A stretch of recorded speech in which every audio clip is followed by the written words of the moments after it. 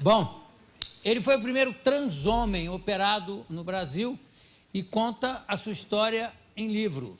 Eu vou conversar com o João W. Neri.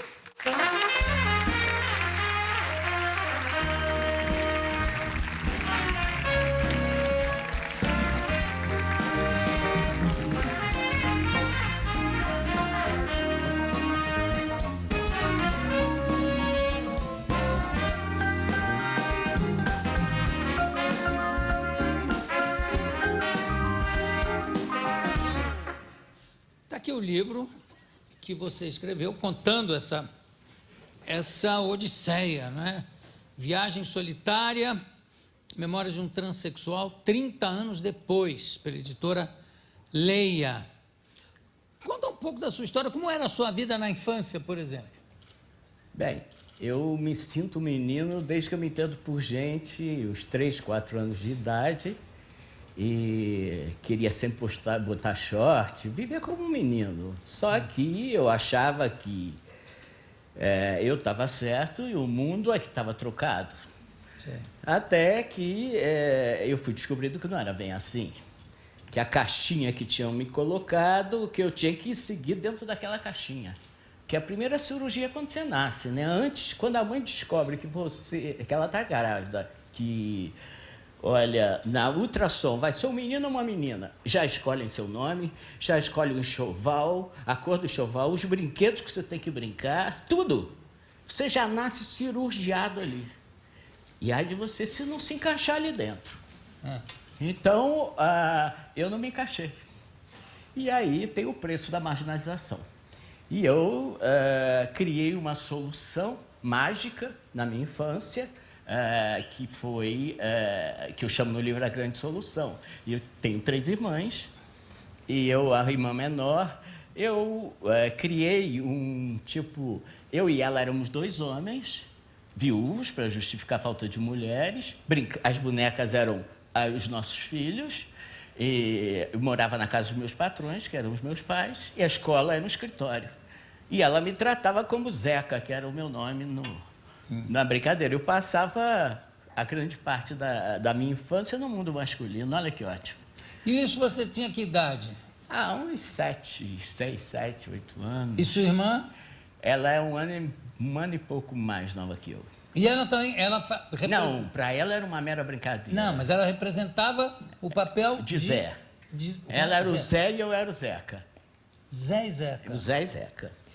E ela tinha que idade? Você tinha o quê? Uns 7? Eu tinha uns 7, ela tinha uns 6. Era mais ela é um ano e pouco mais nova.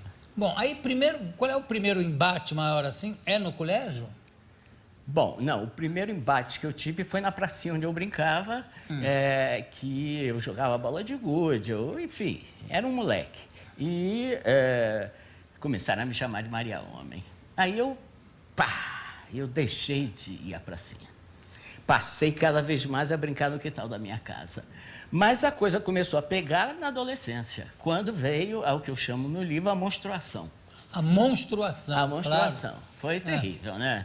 Aí começaram a nascer os seios, e aí eu esborrava os seios, porque queria que aquela merda entrasse para dentro, não tinha nada a ver comigo. Cada vez meu corpo depunha mais contra mim mesmo. Quer dizer, em vez do meu corpo ser um objeto de sedução, não, se tornava um obstáculo. Complicado. Né? Bom, e nessa época... E o pior é que a palavra transexual não existia. Isso nós estamos em plena ditadura militar. Eu agora estou com 62 anos, nasci em 50, e além da repressão toda, né, que eu vivia na sociedade de um modo geral, né, meu pai foi exilado, foi caçado, foi para o Uruguai, eu tinha 14 anos, foi complicado. E eu... resolvi fazer esporte. Foi a forma que eu descobri para poder melhorar o meu corpo, ficar mais de acordo comigo, porque o transexual se define exatamente por essa incoerência entre a sua identidade de gênero e o corpo que você nasceu, né? E eu não sabia que era um transexual, eu só sabia que eu não era homossexual, também não me encaixava. E aí eu fui crescendo a trancos e barrancos, veio a ditadura, né? Papai foi para o Uruguai, e eu lá conheci os filhos do Uruguai, conheci o Darcy Ribeiro, que se tornou o meu mentor intelectual, foi o cara que me ensinou a não temer as palavras. Certo. Era uma figura ele. Era mesmo. E depois eu voltei, e quando eu tinha 16 anos, pela baixa estima, pela homofobia que eu sofria, eu resolvi... Bom, eu frequentava o Teatro Municipal, gostava muito de música clássica, e tínhamos um grupo de amigos, e aí, pela pressão social, pela pressão da família, eu resolvi tentar ser mulher. Eu disse, por que não, né? Eu era uma mulher bonita. Segundo a turma lá, eu era das 4 filhas a mais bonita. Aliás, tem uma fotografia sua que você... Tem fotografia no telão, dessa fotografia que está aqui na capa? Por acaso? Bom, então mostra aqui, por favor. Ah, já está aqui. Aí eu estou com 14 anos. E era mesmo. Aí eu já estava fazendo saltos ornamentais, me tornei campeão brasileiro de saltos ornamentais aqui no Clube do Palmeiras. Vamos mostrar mais fotos? Tem aí para a gente ver? Aí eu já estava... Essa é a minha assistente social da equipe, que se tornou minha grande amiga. E eu estou aí com 26 anos, ainda não tinha me operado. E ainda fazendo parte de equipes de atletismo? Não, eu abandono o esporte aos 16 anos, porque eu tive que optar, ou eu estudava, ou eu fazia esporte. O Darcy me disse, olha, você tem 2 maneiras de enfrentar a marginalidade, ou você ficar rico, ou você vira intelectual. Aí eu optei pela segunda. A primeira era difícil. Agora, aqui você vê que você já tem um corpo bem de atleta. Eu era bem musculoso. Eu tinha já uns ombros largos, uma perna já musculosa. E aí comecei a ficar mais de acordo. E eu não tomava hormônio aí. Vamos virar? Tem mais fotos? Aqui? Tem. Aí eu estou com 18 anos. Aqui, 18 anos, ainda... 18 anos é uma absolutamente besta. Mulher aí, ou não? Sim. Eu só me operei aos 27 anos. Vamos Mas mais. a partir dos 22 eu já começo uma dupla identidade social. Aí eu tenho 27 anos. Ainda não tomo hormônio, tinha acabado de me operar. E ainda tinha cabelo, né? Que agora eu não tenho mais. Mas essa foto é interessante. Foi a foto da minha identidade. Vamos mais. Tem mais fotos? Essa eu na praia de Camboinhas com o meu filho. Ele aí com 4 anos. Bom, aí pode deixar, dá uma paradinha nas fotos para seguir aqui. Você se formou em psicologia. Eu não me pôde formei exercer. Por quê? Eu exerci. Eu, aos 19, entro para a faculdade. Aos 22, eu na faculdade de psicologia, eu compro um táxi, com a ajuda do meu pai, vou pagando com as prestações, com a férias que eu tirava. Fiquei 1 ano e meio dirigindo táxi e fazendo faculdade. Foi o melhor estágio que eu consegui de psicologia. E me formei. E era uma loucura, porque quando eu termino a faculdade, eu começo a dar aula em 3 universidades, como mulher. Na Gama Filho, na Ilha Alonso e na Celso Lisboa. E comecei a fazer mestrado na Gama Filho, como mulher. Mas só que, a partir da década de 70, cria-se a moda unissex. Então, eu cortei o cabelo, já podia usar calça jeans, que naquela época só existia Levi's, Lia, sei lá. E passou a ser confundido como um homem. Na rua. Então, eu era homem na rua, para os desconhecidos, e era mulher nas faculdades que eu dava aula e no consultório. Eu tinha um consultório de psicologia. Como era o seu nome como mulher, qual era? Bom, eu prefiro dizer que era Joana. Enfim, embora João seja um pseudônimo, mas claro. Vamos deixar como Joana não, mesmo. Tudo bem, mas era professora Joana? Eu era professora, aí eu chegava na Gama Filho, naquela época tinha uma farda, né? A camisa caque, gravata preta, eu entrava na Gama Filho, com o meu táxi, estacionava, tirava a camisa, a gravata, e aí entrava como professora da faculdade. Cara, o rapaz que tomava conta do estacionamento nunca entendeu nada. Era uma confusão total. Mas, e eu sempre, no primeiro dia de aula, tinha que dizer meu nome em alto e bom tom para todo mundo saber que se tratava de uma mulher. O banheiro eu não podia frequentar da faculdade. O dia que eu entrei no banheiro feminino, a moça disse assim, banheiro de homem é lá. E aí, a partir desse dia, eu tive que só frequentar o banheiro dos professores, que era unissex, né? Agora, como é que foi essa experiência de trabalhar com um táxi? Foi maravilhoso. Eu peguei... Aí no livro eu começo com esse capítulo, depois eu faço um feedback, né? Eu peguei todos os tipos de pessoas e o grau de expectativa em relação a mim era muito pequeno, porque eu era um chofé de táxi, né? Então, eu peguei prostitutas que queriam transar comigo, peguei gays bem pintosas, que também estavam afim. E eu botava, naquela época, o cinto de segurança não era obrigatório, mas eu botava como protetor sexual, né? O cinto de castidade. O cinto de castidade. O problema é quando um guarda me parava para pedir meus documentos. Aí eu mostrava e dizia, mas documento da sua irmã para cima de mim? Então, os meus documentos começaram a depor contra mim mesmo, né? E aí eu... E você convencia o guarda que aquilo era seu... Não conseguia... Olha, entrada de cinema eu pagava inteira para não mostrar minha carteira de estudante, porque era uma confusão. É muito sério essa coisa do documento, sobretudo os transexuais que estão em mudança para a cirurgia, é obrigado a você viver o teste da vida real. É uma das exigências hoje para se mudar, fazer a cirurgia transexual. E o teste é exatamente esse, é você viver no gênero que você gostaria. Porque gênero é diferente de sexo.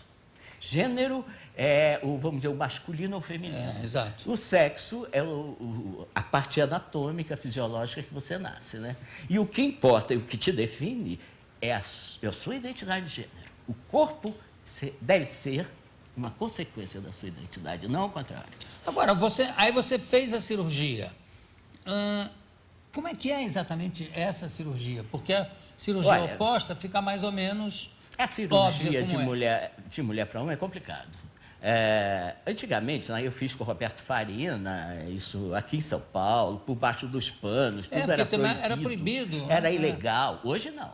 A partir de 97 foi legalizado, mas só começou a vigorar mesmo a partir de 2008. Só temos 4 centros no Brasil todo que faz cirurgia, que é Porto Alegre, São Paulo, Goiânia e Rio de Janeiro. Assim mesmo, é uma fila, dizem que tem 850 pessoas aqui em São Paulo na fila. E depois que você se opera, você tem que mudar a sua identidade, porque vai continuar como a Roberta Close, continuou muitos anos, aquele mulherão, que todo mundo dizia, as manchetes todas de jornal, e com identidade masculina. Então, o que eu fiz? Eu não podia entrar na justiça para trocar minha identidade, porque nenhum juiz ia me dar mudança de identidade, né? Eu, hoje, ainda sou homofóbico, se imagina naquela época, eu nem sabia o que era transexualidade. E aí eu tirei no peito da raça.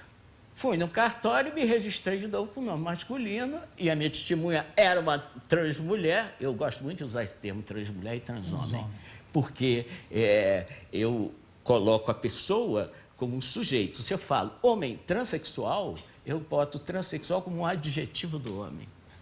E essa coisa de o que é ser homem, o que é ser mulher, isso é uma criação social para mim, é uma convenção social em função de uma cultura e de um momento histórico. A cirurgia é feita numa etapa só? Não, a cirurgia, para o meu caso, de mulher para homem, a primeira coisa da cirurgia que se faz é a mastectomia, que é a ablação das mamas.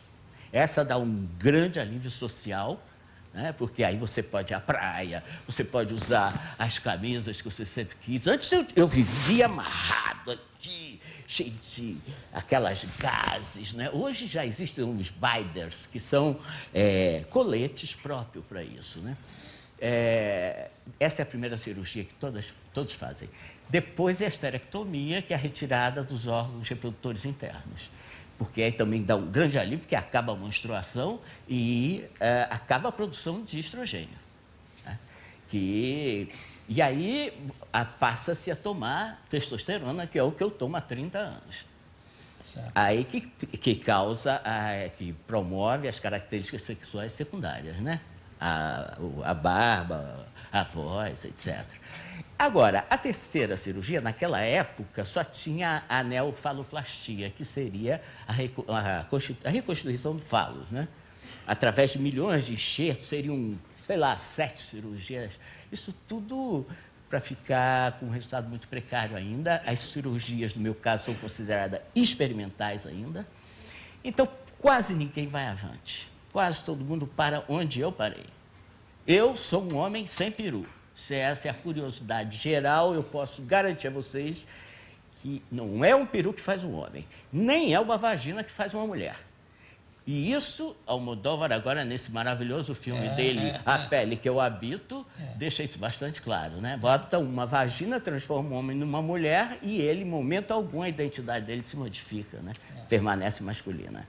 Então, eu me opero, mas eu já vivia como homem antes da cirurgia. A cirurgia foi um alívio para mim, né?